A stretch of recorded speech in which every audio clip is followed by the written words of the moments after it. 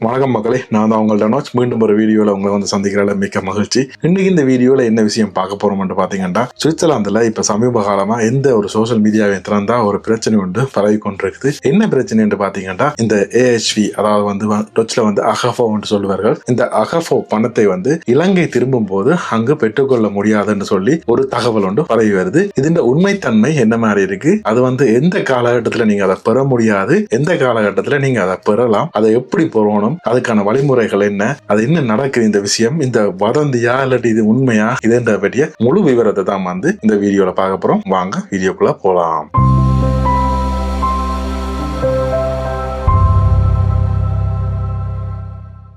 இந்த வீடியோக்குள்ள போறதுக்கு முன்னாடி மக்களே, என்னோட சேனலை வந்து நிறைய பேர் பார்த்து கொண்டிருக்கீங்க. அதே நேரம் நிறைய பேர் வந்து நேரில் வந்து காணிக்க ஏன் நீங்க குறைய வீடியோக்கள் போட்டு கொண்டிருக்கீங்க, கொஞ்சம் கூட போடலாம் தானே என்று சொல்லியும் என்ன வந்து ஒரு மோட்டிவேட் பண்றீங்க. ஸோ அதுக்கு வந்து மிக்க நன்றி. அதே நேரம் வந்து பாத்தீங்கன்னா, நிறைய பேர் பார்க்கிறவர்கள்ல இந்த சேனலை வந்து சப்ஸ்கிரைப் பண்ணாமலே வந்து பார்த்து கொண்டிருக்கீங்க. அதனால வந்து எங்களுக்கு யார் யார் பாக்குறீங்க, யாருக்கு இது முக்கியமா தெரிய வேணும்ன்றது வந்து எங்களுக்கு தெரியாம இருக்கு. எனவே வந்து இந்த வீடியோக்களை வந்து நீங்க சப்ஸ்கிரைப் பண்ணிட்டு பாத்தீங்கன்னா எங்களுக்கும் ஒரு மோட்டிவா இருக்கும். அதே நேரத்தில் வந்து எந்த நாட்டில இருந்து பார்க்கிறார்கள், சுவிஸ்ல இருந்து கூட மக்கள் பார்க்கிறார்கள் என்றா சுவிஸ் கேட்ட தகவலை வந்து மேலும் கூடுதலாக வந்து கொண்டு சேர்க்கிறதுக்கு இலகுவா இருக்கும். ஸோ எனவே வந்து இந்த சேனலை சப்ஸ்கிரைப் பண்ணிட்டு பாருங்க. வாங்க இப்ப நாங்க வீடியோக்குள்ள போலாம். அதாவது வந்து பாத்தீங்கன்னா மக்களே, சுவிட்சர்லாந்துல வந்து இந்த ஓய்வூதிய அமைப்பு, அதாவது வந்து பாத்தீங்கன்னா இந்த ஓய்வூதிய காலத்துல வந்து உங்களுக்கு வரப்போற இந்த ஓய்வூதிய பணம் வந்து 3 விதமா இருக்கு. அதாவது வந்து பாத்தீங்கன்னா 3 பில்லர்ஸ் சொல்லுவார்கள். இந்த முதலாவது பில்லரா வந்து பாருதான் எதுன்னு பாத்தீங்கன்னா இந்த AHV.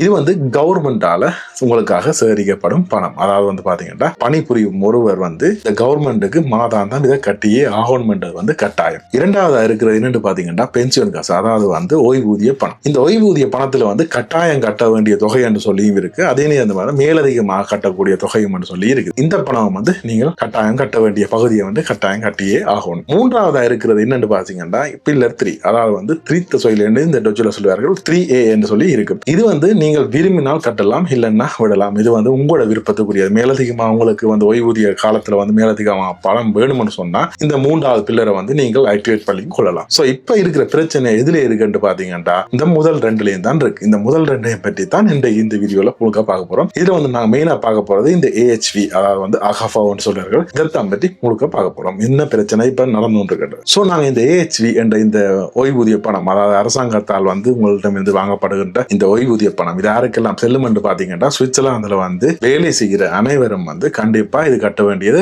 அவசியம். இந்த பணம் வந்து என்ன நடக்கும் பாத்தீங்கன்னா உங்க ஓய்வூதிய காலத்துக்கு பிறகு உங்களுக்கு மாதாந்தம் வந்து தரப்படும். அதாவது சுவிட்சர்லாந்துல நீங்க வாழ்கின்ற போது உங்களுக்கு மாதாந்த தொகையா வந்து வழங்கப்படுவதா வந்து இந்த AHV என்ற பணம். இந்த தொகையை வந்து இப்ப ஸ்ரீலங்காவுக்கு போய்க்கு, அதாவது வந்து பாத்தீங்கன்னா ஸ்ரீலங்கா நாட்டு குடியுரிமை கொண்ட ஒருவர், அதாவது ஸ்ரீலங்கா பாஸ்போர்ட் வச்சுக்கிறவர் வந்து சுவிட்சர்லாந்துல வேலை செய்து விட்டு ஸ்ரீலங்காவுக்கு போய்க்கு வந்து இந்த பணம் தரப்படாதுன்ற மாதிரி தான் இப்ப வதந்திகள் பரவி கொண்டிருக்கின்றன. இது வந்து உண்மையிலேயே வந்து கிட்டத்தட்ட சொல்ல போனா ஒரு வதந்தி தான். என்னன்னு பாத்தீங்கன்னா அங்க இருக்கிற பிரச்சனை வந்து ஒரு வித்தியாசம். என்ன பிரச்சனை பாத்தீங்கன்னா இந்த ஓய்வூதிய பணத்தை, அதாவது இந்த AHV என்ற பணத்தை வந்து ஸ்ரீலங்கா பிரஜை ஒருவர், அதாவது ஸ்ரீலங்கா பாஸ்போர்ட் வச்சுக்கிற ஒருவர் வந்து ஸ்ரீலங்காவுக்கு போகும்போது கண்டிப்பா முழுசா தான் எடுத்துட்டு போகணும். அதாவது பாத்தீங்கன்னா உங்களோட தொகையை வந்து அவர்கள் இந்த வித வட்டிகளும் இல்லாமல் நீங்க எவ்வளவு இதுவரை காலம் கட்டினீங்களோ ஒரு குறிப்பிட்ட நாள் இருக்கு, அது வந்து இலகுவா வந்து உங்களுக்கு வந்தடையாது. 2-5 வருஷங்கள் கூட ஆகலாம். ஏன்னா அந்த குறிப்பிட்ட காலத்துக்குள்ள வந்து சுவிட்சர்லாந்துல இருக்கிற உங்களுக்கு கடன் நிலுவைகள் இருந்தால் அல்லது வேறு ஏதேனும் பிரச்சனைகள்ல நீங்க காசுகள் கொடுக்கும்போது இருந்தால் அதெல்லாத்தையும் கழிச்சு கொண்டுதான் உங்களுக்கு மீதி பணத்தை வந்து உங்களுக்கு அனுப்பி வைப்பார்கள். சோ இதுக்கு வந்து கிட்டத்தட்ட 2-5 வருடங்கள் காலங்கள் எடுக்கலாம். சோ இந்த நடைமுறை தான் வந்து இப்பவும் இருக்குது. இந்த நடைமுறை தான் நடந்து கொண்டிருக்கு. இதை வந்து எடுக்க இல்லான்னு சொல்லி இல்ல, இந்த சுவிட்சர்லாந்துல வேலை செய்த அனைவரும் வந்து இந்த தொகையை முழுதாக எடுக்கலாம். இதுதான் வந்து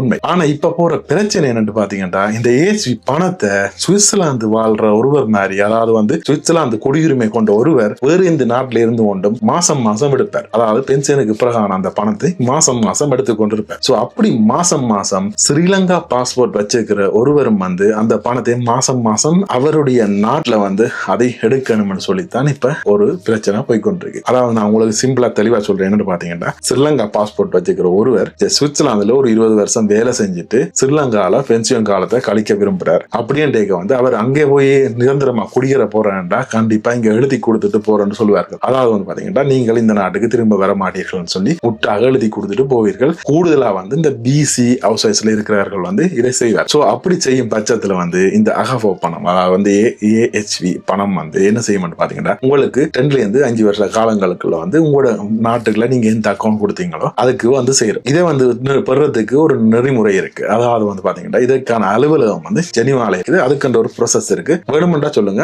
அதுக்கான ப்ரோசஸும் என்ன மாதிரின்னு சொல்லி இன்னொரு வீடியோல நான் உங்களுக்கு பதிவிடுறேன். இப்ப நாங்க இந்த பிரச்சனைக்குள்ள வருவோம். இந்த பிரச்சனை என்னன்னு பாத்தீங்கன்னா, இப்ப ஸ்ரீலங்காக்கு ஒருவர் வந்து இந்த முழு பணத்தையும் எடுத்து சென்று அங்க வாழ்றதா இருந்தா கிட்டத்தட்ட இந்த பணம் வந்து ஒரு 15 வருடம் எக்ஸ்ட்ரா அவர் அங்க ஓய்வூதியத்துக்கு பிறகு 15-20 வருஷம் வாழ்றாருண்டா இந்த பணம் பற்றாமல் போகலாம். உங்களுக்கு அங்க இருக்கிற செலவுகளுக்கு பத்தியில வந்து சில நேரம் அந்த பணம் கரைந்து விடலாம். சோ இந்த காரணங்களால வந்து இப்ப கேட்கிறார்கள் என்னன்னு பாத்தீங்கன்னா, எங்களுக்கும் மாதாந்தமா அந்த காசை தந்தால் என்னன்னு சொல்லி இங்க இருக்கிற அரசியல் அமைப்புல இருக்கிற சிலர் வந்து அதை வந்து முன்னெடுத்திருக்கிறார்கள். என்னன்னு பாத்தீங்கன்னா, ஸ்ரீலங்காவை சேர்ந்தவர்களுக்கும் வந்து இப்படி மாதாந்தமா இந்த பணத்தை தந்தால் என்னன்னு சொல்லி. ஆனா இந்த பணத்தை வந்து ஸ்ரீலங்காவினருக்கு இதுவரைக்கும் அப்படி கொடுக்க இயலாது. அதாவது வந்து பாத்தீங்கன்னா, ஸ்ரீலங்கா பாஸ்போர்ட் உள்ளவர்களுக்கு அந்த பணத்தை வந்து கொடுக்க இயலாது. என்ன காரணம் பாத்தீங்கன்னா, ஸ்ரீலங்கா வந்து இந்த ஒப்பந்தம் ஒன்றுல வந்து இல்லை. அது என்ன ஒப்பந்தம் பாத்தீங்கன்னா, சோசியல் செக்யூரிட்டி அக்ரிமெண்ட். அதாவது வந்து இது வந்து இன்டர்நேஷனலா செய்திருக்கு. இந்த அக்ரிமெண்ட் இருக்கிற நாடுகள்ல மட்டும்தான் அந்த குடியுரிமைக்காரர் சுவிட்சர்லாந்துல வந்து வேலை செய்து தங்களுடைய தாய்நாட்டுக்கு திரும்பினா கூட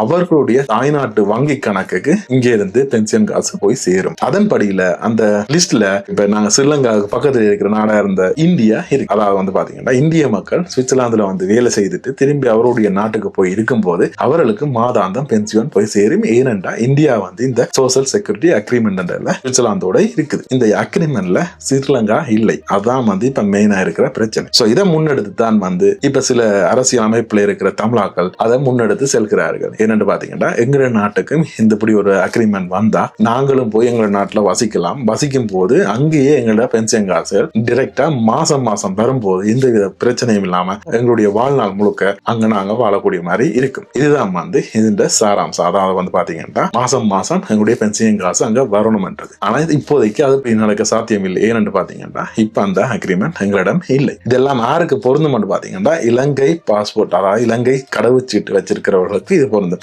இது சுவிஸ் சிட்டிசன் எடுத்து வச்சிருக்கிறவர்களுக்கு வந்து இது பொருந்தாது. அவர்கள் மாதம் அங்க எடுக்கலாம். அதாவது வந்து பாத்தீங்கன்னா, இங்க பேங்க் ஒன்றுக்கு அவர்களுக்கு மாதம் நோமலா பென்ஷன் வந்து ஒன்றுக்கும் அவர்கள் அங்க போய் இருக்கலாம். இப்ப இந்த குழப்பத்துக்கு ஒரு முடிவு வந்திருக்கும் நினைக்கிறேன். அதாவது வந்து உங்களுடைய பணத்தை இன்று வரைக்கும் முழுமையாக பெற்றுக்கொள்ளலாம். அதுல வந்து இந்த நாடும் தடை சொல்லவில்லை, தடை சொல்லவும் முடியாது. ஏன்னு பாத்தீங்கன்னா, அது உங்களுடைய பணம். சோ அதுல எந்த வித பிரச்சனையும் இல்லை. இந்த மாசம் பெற முடியாது என்றுதான் வந்து உண்மை. அதாவது வந்து இப்போதைக்கு இந்த மாசம் பெற முடியாது. அந்த சோசியல் அக்ரிமெண்ட் இல்லை. அதாவது இந்த சோசியல் செக்யூரிட்டி அக்ரிமெண்ட் வந்து இலங்கைக்கும் சுவிட்சர்லாந்துக்கும் இடையில இல்லை என்றபடியா மாதம் உங்களோட பென்ஷன் தொகையை அங்க பெற்றுக் கொண்டிருக்க முடியாது. ஆனா ஒரே தான் நீங்க பெறலாம். இது சுவிஸ் பாஸ்போர்ட் வச்சுக்கிறவர்களுக்கு எந்த வித பிரச்சனையும் இல்லாம சுவிட்சர்லாந்து வங்கிக்கு வந்து உங்களுக்கு வந்து சேரும். சோ அங்க போயிருந்தாலும் உங்களுக்கான பணங்கள் வந்து சேரும். இடையில வந்து நீங்க வந்து போற மாதிரியும் இருக்கும். ஏன்னு பாத்தீங்கன்னா, உங்களுடைய வரவை வந்து இங்க காட்ட வேண்டியும் இருக்கும். சோ அது வந்து வேறு ஒரு பதிவுல நாங்க அதை பற்றிய டீட்டெயில பார்ப்போம். சோ இந்த விஷயம் உங்களுக்கு பிடிச்சிருக்கா? இப்போ வந்து அந்த குழப்பம் இல்லைன்னு சொன்னா ஒரு லைக்கை போட்டு எங்களுக்கு சப்போர்ட் பண்ணுங்க. மீண்டும் ஒரு வீடியோல உங்களை வந்து சந்திக்கும் வரை உங்களிடம் விடைபெற்றுக் கொள்வது உங்கள் தனுஷ். நன்றி, வணக்கம்.